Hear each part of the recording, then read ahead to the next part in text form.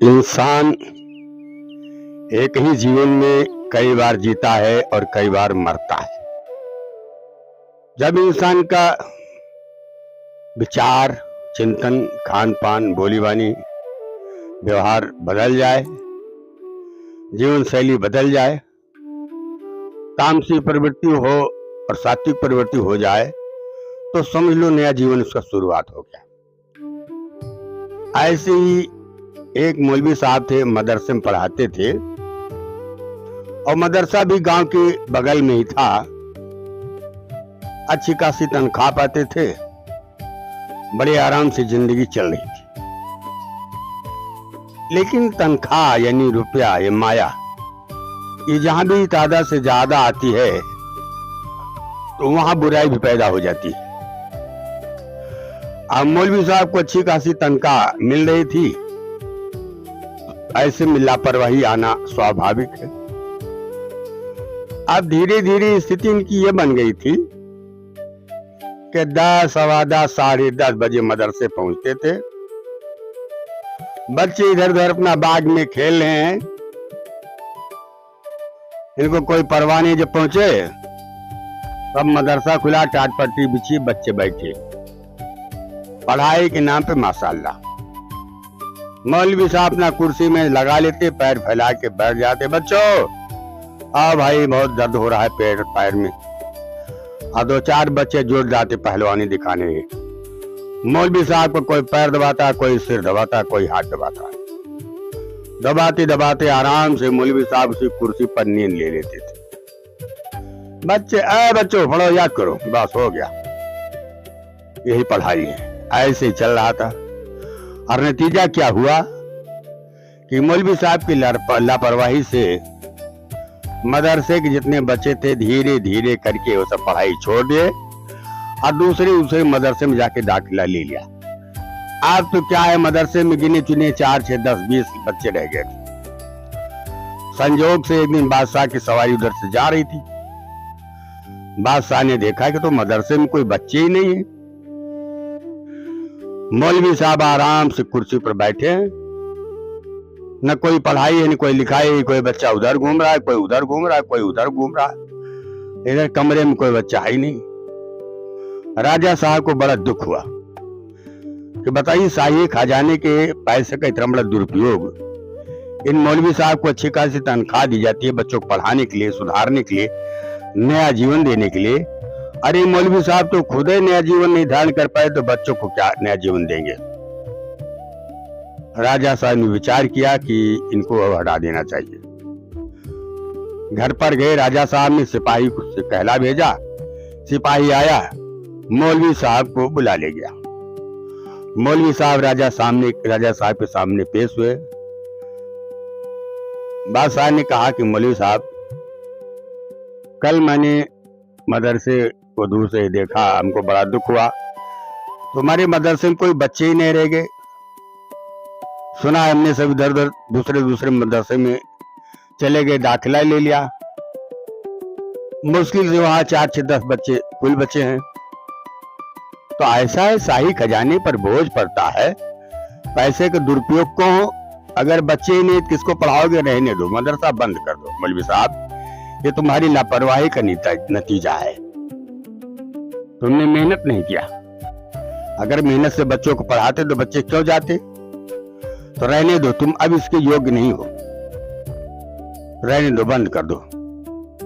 जा करके बच्चों को बता दो कि बच्चों, अब आज से मदरसा बंद हो रहा है। अब तुम लोग भी अगल बगल जो मदरसे हो वहीं चले जाओ। और राजा साहब ने ऐसा फरमान भेजा है। तो ऐसे में बच्चों, आज से मदरसा बंद हो जाता है। ऐसा कह करके और मौलवी साहब घर चले आए। अब तो मौलवी साहब के दूर शुरू हो गए, मुसीबत के पहाड़ आ गए, कमाई बंद हो गई। अब बोली बानी भाषा बदल गई, ऐशो आराम बदल गया। अब तो मुफलिसी के दिन चालू हो गई, गरीबी के दिन आ गए। अब धीरे धीरे जैसे तैसे जीवन निर्वाह करते थे। अब वो शान और शौकत, वो महंगे महंगे कपड़े, वो सब खत्म हो गए। एक बार राजा साहब की सवारी बाजार से, चौराहे से जा रही थी। एकाएक नजर पड़ी तो पहचानने में देर नहीं लगी। देखा तो वही मौलवी साहब है। 2 साल बीत गए थे और 2 ही साल में उनका सारा नक्शा बदल गया था। बादशाह ने देखा कि इनका जूती तो घिस गई, सोल इसकी गायब हो गई, पजामा नीचे से फट गया है, कुर्ते में चारों तरफ फटा है, चक्की पैबंद लगा हुआ है, टोपी मैली कुचैली, दुबला शरीर। मौलवी साहब चले जा रहे थे। राजा साहब ने देखा कि अब इन्होंने दुर्दिन देख लिया है और शायद इनकी बुद्धि बदल गई होगी। दूसरे दिन राजा साहब ने सिपाही से कहला भेजा। सिपाही आया, मौलवी साहब से कहा कि आपको बादशाह ने बुलाया है। मौलवी साहब दरबार में हाजिर हुए, सलाम किया। राजा साहब ने कहा कि देखो मौलवी साहब, मैंने तुमको देखा, तुम्हारी हालत बहुत खराब है, तो मैं समझता हूं कि शायद तुम्हारे विचार बदल गए होंगे, तुम्हारे अंदर जो कायरता थी, जो आलस था, शायद वो खत्म हो गया होगा। क्योंकि गरीबी खराब चीज नहीं होती, गरीबी में इंसान के अंदर स्फूर्ति आ जाती है, विवेक जाग जाता है, क्रिया क्षमता बढ़ जाती है। तो अब तुम क्या करोगे? अगर तुम फिर से मेहनत करो, बच्चों को जुटाओ, जाके उनके घर घर पर बताओ, बुलाओ, उनके माता पिता को समझाओ कि भाई मेरी गलती हुई और मैं पढ़ाता नहीं था, लापरवाही किया, इसी से बच्चे चले गए, लेकिन अब मैं वचन देता हूं आप लोग अपने बच्चों को भेजिए और मैं मेहनत से उनको पढ़ाऊंगा।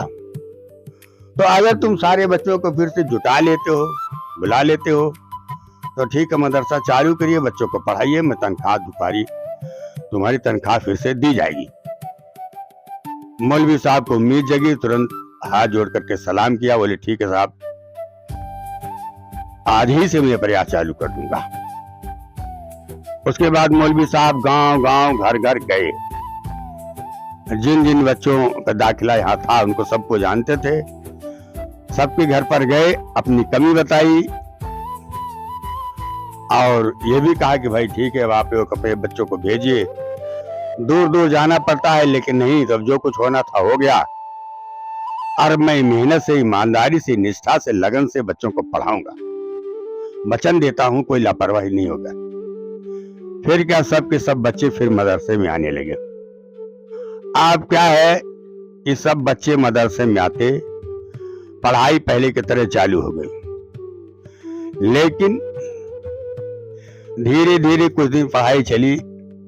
राजा साहब एक बार जांच करने के लिए पहुंचे और ठीक 10 बजे पहुंचे।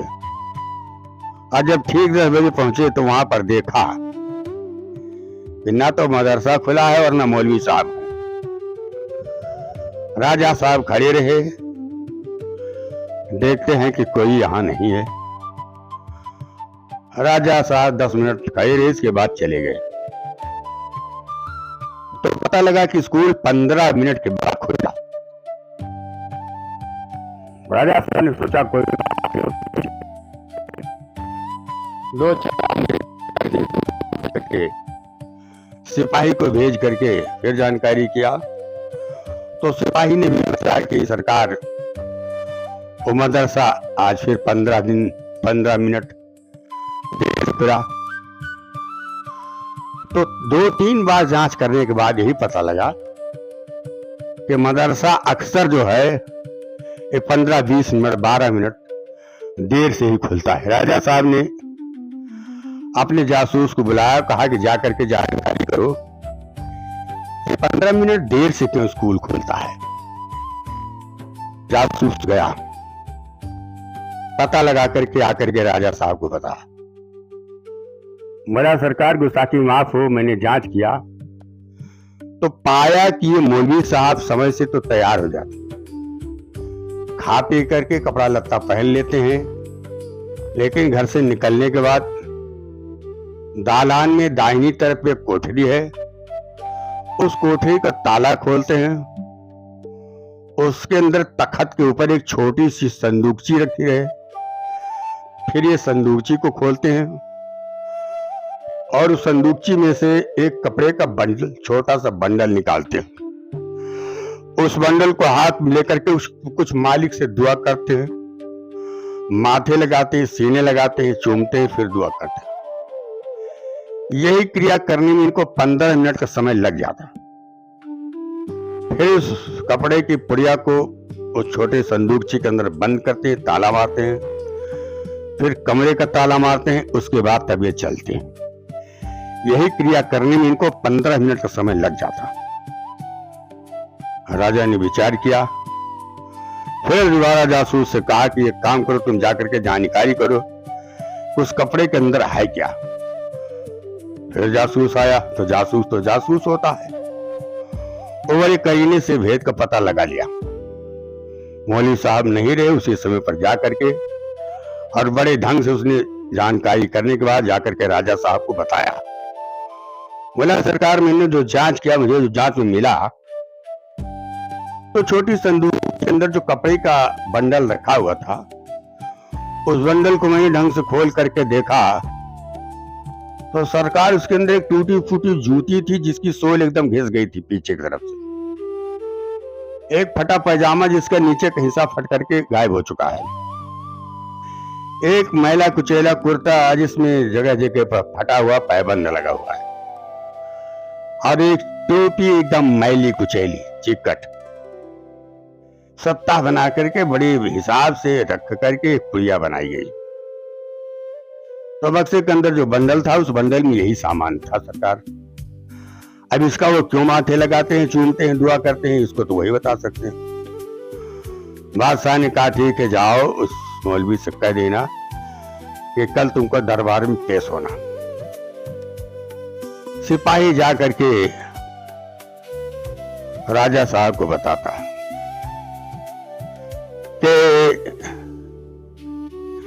आपको बादशाह ने याद किया है। बादशाह का फरमान सुन के मौलवी साहब फिर दरबार में हाजिर हुए और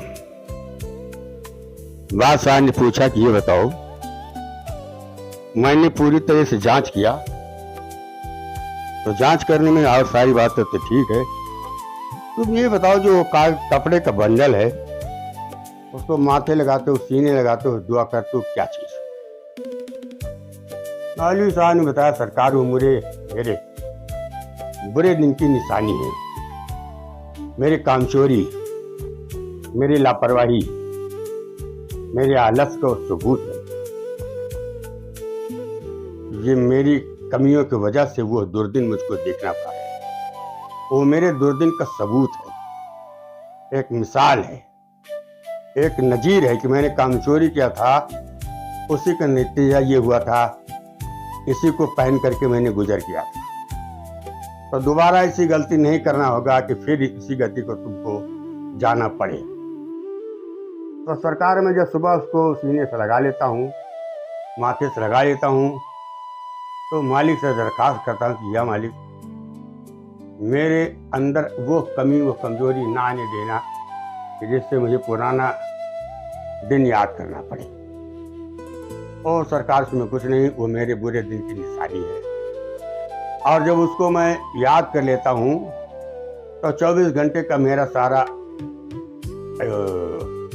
लापरवाही, आलस, कामचोरी, बेईमानी, ये सब चली है, एक ताजगी आ जाती और नई ऊर्जा का संचार होता है। बस इतनी सी बात है सरकार, और कोई बात नहीं। राजा साहब ने कहा, ठीक है, मैं तुम्हारे विचारों का स्वागत करता हूँ, लेकिन ये भी ठीक है, तुम एक सरकारी ड्यूटी में हो, तो उतना 15 मिनट का समय तुम अपने में से निकाल करके वो काम करो, तुम्हारा निजी का काम है, वो मदरसे का काम नहीं है। जो तुम बक्सा खोलते हो और बंडल को माथे लगाते हो, सीने लगाते हो, चूमते हो, उससे मदरसे का कोई लाभ नहीं, और तुम्हारा अपना व्यक्तिगत मसला है। तो तुम अपने व्यक्तिगत समय में से बचत करके उसको क्या करो। इसके लिए मैं आज तुमको ताकीद देता हूँ और छूट देता हूँ कि आइंदा ये गलती तुम नहीं करना। मौलवी साहब ने कहा, हाँ सरकार, मैंने भी मान लिया कि मुझसे गलती हो रही है, और मैं वचन देता हूँ कि दोबारा फिर ऐसी मैं गलती नहीं करूँ। और वहाँ से फिर राजा साहब से विदा लिया और आकर के फिर दोबारा शिद्दत से, मेहनत से, ईमानदारी से, लगन से, निष्ठा से, नई ऊर्जा के साथ मौलवी साहब ने मदरसे में बच्चों के पठन पाठन का काम किया। तो साथियों, ये एक कहानी नहीं, एक सीख। आदमी को अपने बुरे दिन को भूलना नहीं चाहिए। गरीबी खराब नहीं होती, गरीबी में इंसान को बहुत सारी सीख मिलती है। अपने और पराये का ज्ञान हो जाता है, अपनी योग्यता, अपनी क्षमता का ज्ञान हो जाता है।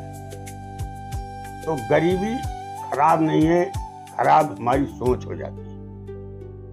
अपने विचारों से, अपनी कार्यशैली से, अपने चिंतन से हम गरीब होते हैं। मनुष्य के अंदर अमीरी और गरीबी के दोनों पॉइंट्स हैं, उत्थान और पतन के दोनों पॉइंट्स आपके पास विद्यमान है। तुम जिस पॉइंट को हवा दोगे उसी गति को तुम प्राप्त करोगे। तुम उत्थान भी कर सकते हो, तुम पतन को भी जा सकते हो। आज देखिए, बड़ी बड़ी स्टेट, बड़ी बड़ी जमींदारी, जहां 10-20 नौकर चाकर लगे रहते, लेकिन आज बड़ी बड़ी हवेली खंडार हो गई, उससे रंगाई पताई कराने वाला कोई नहीं। आज सब गिर गई। परिवार के वो राजे महाराजे तो मर गए, लेकिन उनके परिवार के लोग अभी भी जिंदा। एक एक अंगूर खेती बाड़ी बेच करके मांस मच्छी मजरा में बर्बाद हुए, तबाह हुए। हवेली टूट करके गिर गई, अब वही किराए झोपड़ी बना करके उसमें रहते हैं। आइए, दूसरों की मेहनत तो मजदूरी करके किसी तरीके से अपना और अपने परिवार का भरण पोषण करते हैं। तो ये इनके जीवन शैली का एक रहस्य है। ये सही है कि इनके जीने का तरीका बदल चुका था और समय के साथ अपने तरीकों को नहीं बदले, नतीजा ये हुआ किस गति को चले गए। तो मनुष्य को समय के साथ साथ अपने जीवन स्तर को उठाना और गिराना चाहिए। ऐसे वास्तव में पैसा कमाने में बुद्धिमानी नहीं, बुद्धिमानी पैसा खर्चा करने में। बहुत पैसा कमाया जाए, लेकिन अगर खर्चा करने का सही तरीका नहीं मालूम है तो बहुत कभी पैसा कमाने के बाद भी वो इंसान कर्जदार रहेगा। और अगर खर्चा करने का तरीका है तो थोड़ी कमाई में भी इंसान सुखी और संतुष्ट रह सकता है। लिहाजा अपने जीवन शैली को संभाल करके चला जाए। आज दुनिया में महंगाई नहीं है, हर चीज सस्ती है। कोई रामराज अलग से नहीं आएगा, ये रामराज ही चल रहा है। अभी तुम्हारी रामराज तुम्हारी विचारों में, सतयुग, त्रेता, द्वापर, कलयुग, ये सब तुम्हारी विचारों की देन है। अपने जीवन स्तर को जैसा बनाओगे उसी गति को तुम चले जाओ। तो प्रेमियों, ये कहानी के माध्यम से मैंने तुमको एक सीख दी कि अपनी ऊर्जा को, अपनी क्षमता को दबाओ मत। आलस को अपने पास फटकने नहीं देना चाहिए। आलस इंसान का सबसे नजदीकी शत्रु होता है और ये मानसिक बीमारी है। आलस कोई शारीरिक परेशानी नहीं है, ये मानसिक बीमारी है। आलस एक सोच की खुराफात है। तो साथियों, इसी के साथ में अपने भाई को विराम देता हूं। कहानी कैसी लगी कमेंट में जरूर लिखिएगा। और अगर मेरे चैनल पे आप नए हैं तो चैनल को लाइक, शेयर, सब्सक्राइब जरूर करिएगा। जय हिंद।